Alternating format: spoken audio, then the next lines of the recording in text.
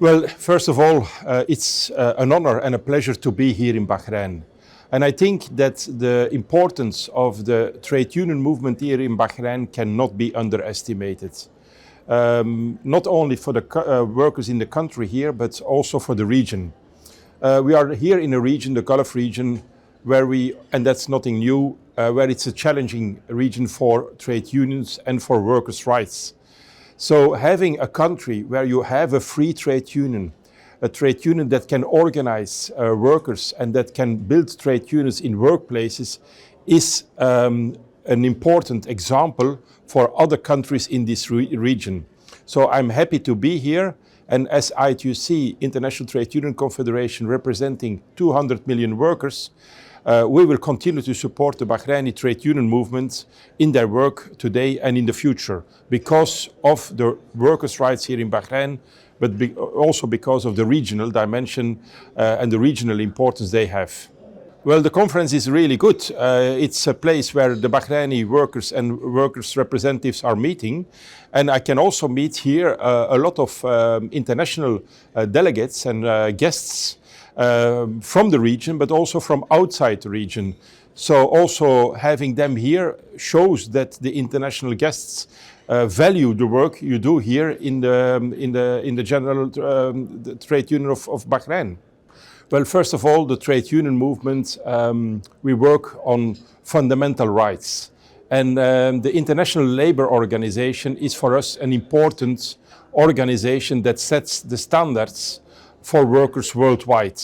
The core labor standards, the core labor conventions are crucial, and that goes from the freedom of association, where workers have the right to organize themselves in a trade union of their choice. That goes to the right of collective bargaining, where then indeed trade unions can negotiate with employers the working conditions and the salaries, and that goes also into other dimensions and in other fields. So the pandemic is an example where we had to go through, but where we need then good social protection. Social protection is also one of our demands. So as International Trade Union Movement, we do have our proposal for a new social contract, and that is based on jobs for everyone, on good wages, on rights, on social protection, on equality, on inclusion. All these dimensions are important to tackle challenges such as we have seen during the pandemic period.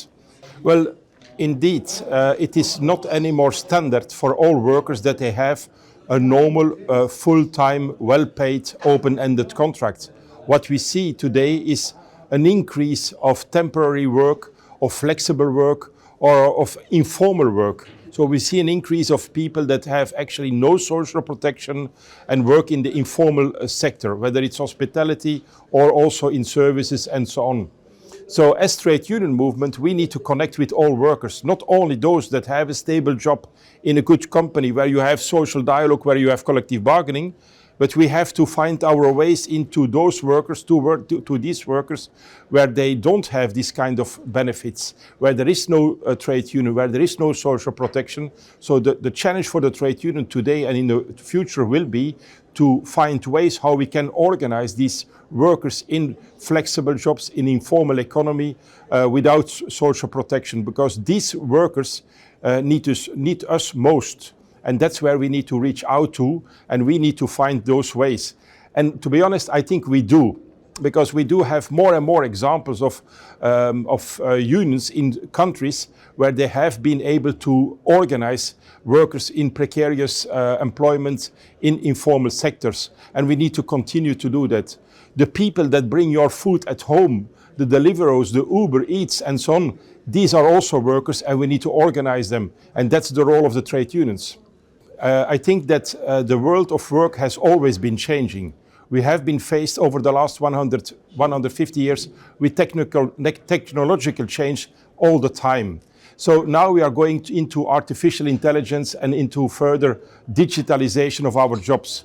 And also indeed we are facing the challenges of climate change which will indeed change jobs also, and which will change sectors. So we do not have to oppose these challenges as trade unions, because opposing them means that we are not looking for solutions.